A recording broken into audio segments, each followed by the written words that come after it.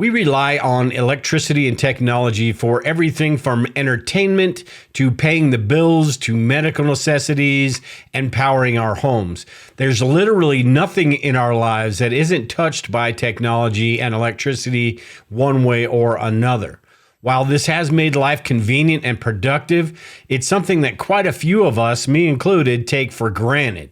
Behind every bit of data that travels through the internet, there's hardware attached to it. That hardware, whether it be something as simple as a cell phone, an ATM, computer servers, or even large transformers and power lines that carry electricity across the country, all have vulnerabilities. These vulnerabilities could be exploited by hackers, could be caused by lack of maintenance, negligence, and even age. And the worst case scenario would be another nation decides to take down parts or all of the power grid. Now, this last scenario may seem a little bit far-fetched to some people, but wars aren't fought the way they used to be. A first strike could be something as simple as disabling our ability to function, communicate, and coordinate by taking out the grid. Now, I'm sure the government and the military have planned for this and they have contingencies in place, but the rest of the country would be put into a grid down apocalypse that could take a long time to recover from. In this video, I want to cover the possibility and the likelihood of some of these grid down scenarios and the consequences each of these would hold. How we prepare for a 3-day power outage is going to be a lot different than preparing for a 3-month or longer complete grid down event. This will also help you get prepared for some of these smaller scenarios while you're working on some of this long-term sustainability. It wouldn't take long for society to completely break down without the internet and electricity. And in this situation, our needs are going to consist of more than just a few solar panels and a power station.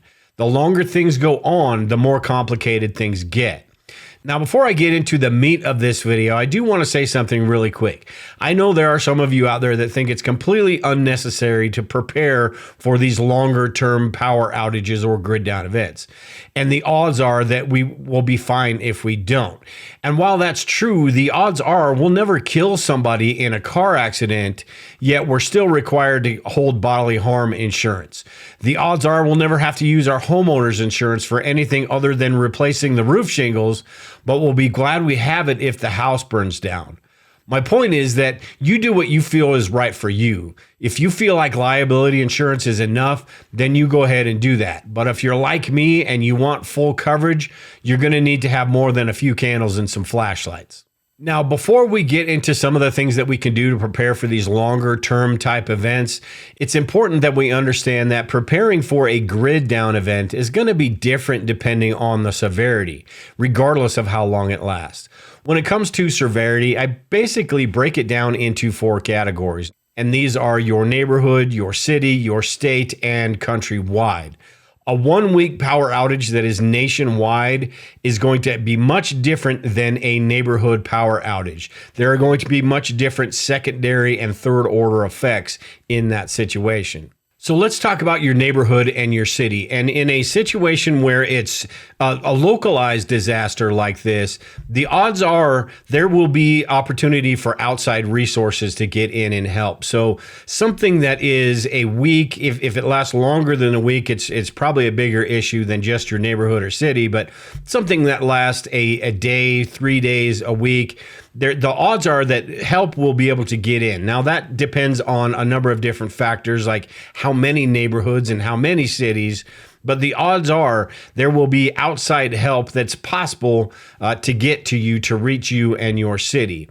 When you talk about a statewide or a countrywide grid down type situation, that's when things become more complicated, because if it's statewide, the odds are it's not a single state, because there are 3 main power grids in the United States, 4 if you count Alaska. So it's probably not going to be a statewide thing. It's going to be a third of the country. And when you're talking about countrywide, there are much bigger issues at play than just not having electricity. If something is countrywide, it's possible that it's global, and there are other countries and other people that will seize on opportunities. And as I said earlier, a number of different things you need to factor in as far as what happens next, those secondary and third order effects. Most videos you'll see on the internet talk about the neighborhood or citywide, a localized power outage, the supplies you would need for that. And honestly, the odds are that 90% of the time, that's what we will be looking at. But it is a gamble to say that it's not ever going to happen. Now, granted, it's not something we should devote our entire preparedness plan around preparing for going back to the Stone Ages, but it is something that we need to think about and need to address. So with that in mind, let's go over some of these different scenarios and think about these as far as time frame and severity. And to start off with, we'll talk about a basic power outage, which is sort of just an inconvenience, right? Something that lasts a day, maybe even less than that, maybe just a few hours, and it's localized to your neighborhood. Something that we see millions of videos about, right? The different supplies we need, the batteries, the flashlights, the power banks, all of those things just to get through that inconvenience. This is something that most of us in the United States or around the world are bound to face at one point or another. So this is one of those highly likely scenarios that we should have all of this stuff prepared for. I've got a couple videos on the basic power outage supplies and the things that you'll need. And even in this scenario, if it were a statewide or countrywide situation, it's not a large enough time frame for things to get really bad, right? Things aren't going to start to decay in a day. Yes, they will get a little bit challenging, but it's not going to be all out chaos in one day. It would take a little bit longer than that. And that's where you sort of get into that 3 days to a week without power. And this is where things could start to get crazy. This is where that inconvenience turns into uncertainty, and also a situation where you're going to get what I call prepper hate.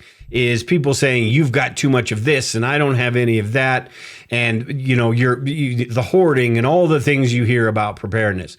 And this is also the point where some of the critical infrastructure may begin to fail. You've got the water systems, you've got fuel, just being able to get fuel out of the gasoline out of the pumps. You've got the ability to get fuel to different places in the first place. After, a day or two, it's probably going to be fine. After that, that's when the dominoes start to fall and things start to unravel, I suppose. You've also got the nuclear power plants, which I'm not a nuclear power plant specialist or anything, but I believe they have about a week's supply of backup power. So this is that time frame where maybe there are resources available, but eventually that's going to run out. So that would become an issue as well. A lot of the critical infrastructure, even the policing and things like that, as grocery stores run out of food and crime begins to rise, that could start to become a real big issue in just 1 week. Now, 1 week on a localized scale, maybe not so bad. You're talking about your town. There's going to be a lot of outside resources that are going to be able to help with that. You're still going to have to deal with some of these situations.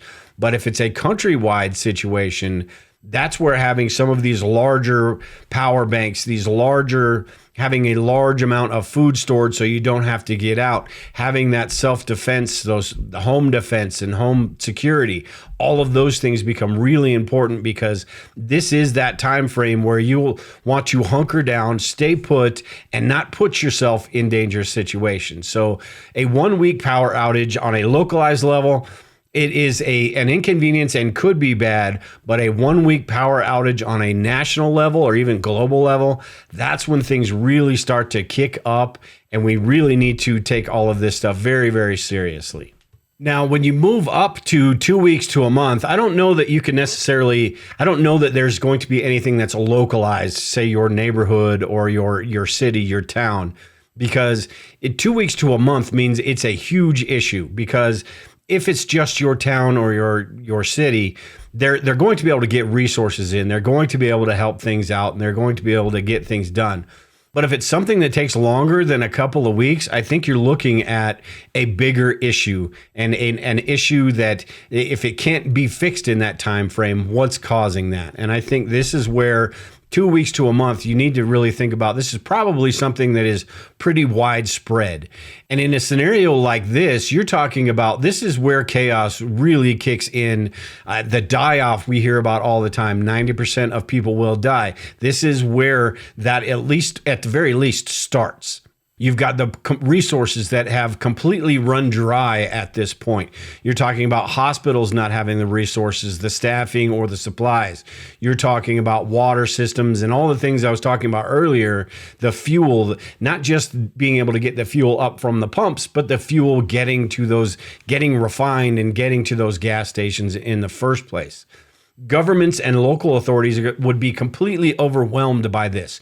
You saw Katrina, how they barely had the resources to handle that. So if you're looking at something that is a few different states or even nationwide, there's no possible way they can handle that, which in turn would bring in that martial law aspect. And back to Katrina, again, you saw that how the Constitution will be, the rights and everything that we believe we have these days would all be gone. In Katrina, they went and they did gun confiscation during Katrina. So to think that wouldn't happen is sort of naive, because that was a localized disaster and they absolutely did that. So when you're talking about 2 weeks to a month where crime is completely rampant, resources are very slim and people are fighting for those resources, you know that it's going to be a martial law type situation. And also in this situation, you're talking about groups forming, and even possibly in, before this, as preppers, we probably have this, or we should have this figured out anyway, about getting groups together. If something's lasting a week or two, that's when we're at least contacting people and figuring out what our game plan is going to be. At 2 weeks to a month, we need to have that group figured out, because other people will. I think in that middle range that I was talking about, that 1 week to 2 weeks, the bad guys will have gotten their groups together, and some already do. They're just waiting for the opportunity. So as good guys, we need to make sure we have those groups as well, because we can't go it alone. If we're going alone, the odds are we're going to end up being a part of that die-off. Now, also in this situation, there really is no guarantee. I want to say that just because you've prepared, just because you've got your food stored, just because you've got your ammunition and things like that, doesn't guarantee anything. This is a situation where you're going to have to make the best possible choices and cross your fingers. There are going to be people in this situation that survive that have no business, or you never would have thought they would have survived. So you just don't know. But all we can do is the best that we can do, and be ready for these situations if and when they do happen. Like I said earlier, the odds of something this large scale happening are much slimmer than the odds of a local power outage, a few days, or anything like that. But it's not off the table. And I think that's why, as preppers or people interested in preparedness, we don't necessarily need to dwell on a situation like this, but we need to think about it, and we need to think about what we would do. And even if nothing happens, it can only help our situation anyway. If we figure out a way to get our whole home powered on solar energy, that's going to decrease our monthly bills, and it's going to help us in the long run regardless. If we have the food storage, having a year's worth of food stored isn't more expensive, it's just more cost up front. You're stockpiling that stuff beforehand. And regardless of what people say, preppers do not cause shortages in situations like this. In situations like this, we should have everything that we need and not have to go out to the grocery store and ransack it and get the last roll of toilet papers and things like that. In a situation like this, we should have everything we need to stay put, stay hunkered down, and protect ourselves and the things that we have. That's why we need to think about scenarios like this. There could be a number of different causes for this, and we just really don't know. That's why when you go past a month, there's just really no way to tell, because all of the different aspects of this, we just don't know how they're going to unfold. So all we can do is prepare to get through these situations that I've talked about today, and be smart enough and educated enough to try to navigate the situations that are going to present themselves. And we have no idea what those could be. So as I said earlier, most of the situations that we are going to face in our lifetime are going to be those localized short-term disaster scenarios where we can get a little bit of extra food storage, we can get a little bit of power, lights, batteries, flashlights, things like that. That's what we are most likely to face. But that doesn't mean these other scenarios are off the table. And even scenarios that are caused by economics, maybe you just can't afford to pay the bills. those situations could present themselves too. And that's what we need to sort of be preemptive about this and prepare for those, because most people just sort of react after things happened. And that's the worst time to do it, because everybody else is reacting as well. And that would put you in a dangerous spot. So it's important to prepare for these shorter term situations, but it's also important to think about and work on the long-term sustainability, whether that's gardening, whether that's renewable energy. You've got solar power, you've got wind power if solar's not an option, you've got hydropower, a lot of different things that we won't be able to generate the amount of electricity we use today. But if we start working on those now, we can generate enough to survive, just like they survived 1,000, 2,000 years ago without electricity. Those skills have been lost by people these days. And for us to know about those, learn about those, and sort of implement those as much as we can, we'll be a step ahead of everyone else. And the next video that'll be coming out is how to prepare, what supplies you will need for these longer term type situations, whether that be a week or a month, and what sort of things you can expect in these different scenarios. Make sure you're subscribed to the channel and hit that bell icon to get notified when I upload that video. But until then, take care and prepare, everyone. We will talk to you all later.